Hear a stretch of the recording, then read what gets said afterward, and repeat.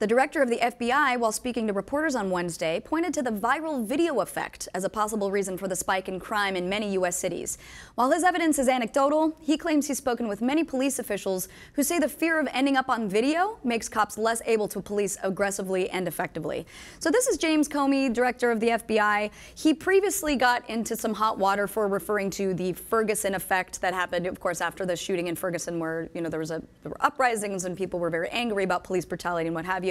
He's now rebranded that the viral video effect. He has kind of backed off from that, but he's still, it's essentially the same concept, right? Like he's pointed to the fact that they're afraid to end up on video. That's why they're less aggressive. He actually has this to say. He says, there's a perception that police are less likely to do the marginal additional policing that suppresses crime than getting out of your car at 2 in the morning and saying to a group of guys, hey, what are you doing here? Which I'm like, do cops really need to be going up to people at 2 a.m. just being like, hey, what are you doing here? Yeah, I don't know. But I think the biggest thing about this is the fact that there's no statistical proof. This is all based on people that he's talked to. There was, there are briefings and, conversations he's having with just police officials. What do you think? The FBI, they're not keeping tabs on police brutality reports. Right. Because police are drawing up their own reports, and of course they're going to omit the part where they're brutalizing people. That's a shocker. Look, he's constantly putting his foot in his mouth. I mean, did he really mean to say it that way? Do you remember what he said at Georgetown University recently? I'm sure we're going to get to that. Oh, yeah. It's like, what is going on with this guy? Of course, I mean, look, okay, we could get into his logic and the flawed reasoning behind this, but the only thing that has arguably kept people alive, especially people at risk for being brutalized and murdered by police, are these videos.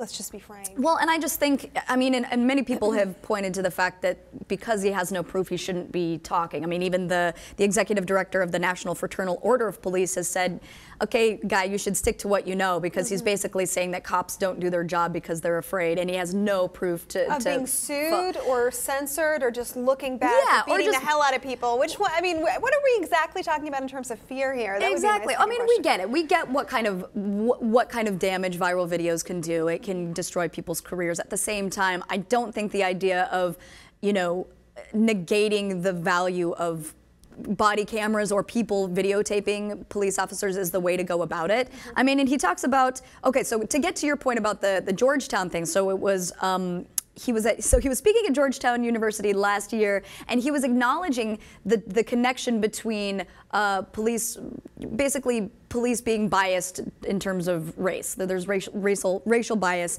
inherent in policing. So, but then he quotes the musical Avenue Q, which there's a song in the musical that's everybody's a little bit racist.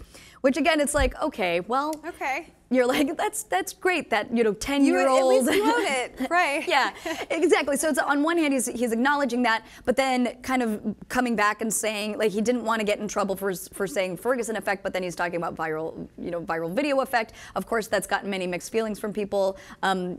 Minority leaders, for example, say that if anything, the problem is aggressive policing, not the lack of aggressive policing. So, I mean, he's talking. What he's pointing to is there was apparently a private briefing that he had that suggested higher crime rates in over 40 United States cities. There's a rising murder rate. He singles specifically Las Vegas and Chicago out because, for example, as of April, murders are up 54% in Chicago. Shootings are up 70%. Most of them are black and Hispanic males. So, but again, I just feel like without any specific figures and just sort of being like, well, I've talked to some cops and they're afraid of those videos. I just think it's misguided. Whereas if the FBI really did a good job of compiling these statistics and having a database of police shootings and, so that they can actually create some data there, that would be helpful. But like you said, when the police are the ones responsible for that reporting, it's really hard. And again, just taking this back, we've got great cops in this country, but those who brutalize, beat, murder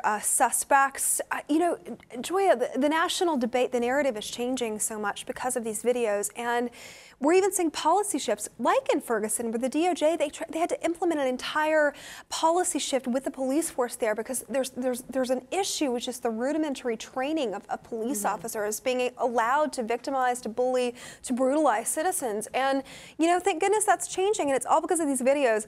On a different note, though, I can't believe he knows who that rapper is, A, and that he listens to them, B. That's a James Comey. I can't believe that he actually listens to a rap artist enough to quote them. No, the quoting. Yes. Oh, that's actually it's like a Broadway musical, which is especially exactly. That's why it's especially ridiculous because it's like everybody's a little bit racist, like, and it's puppets. I mean, that's what. Yeah. If anybody, is remarkable that he's this centered in pop culture that he would actually have a reference. I know. To, that's what's fun. Yeah, Avenue Q is like this kind of like off humor kind of. Well, that tells you how much that I actually listen to rap music. Avenue Q does sound like it could be a rap group. We've covered rap artists so much.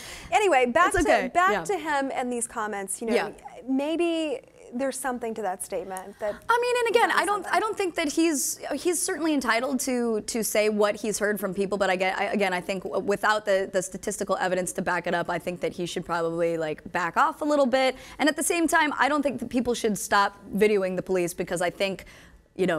I think less aggressive policing is exactly what this country needs. Perhaps I'm wrong, but I want to know what you guys think. Do you think that the viral video effect is the reason that crimes have gone up?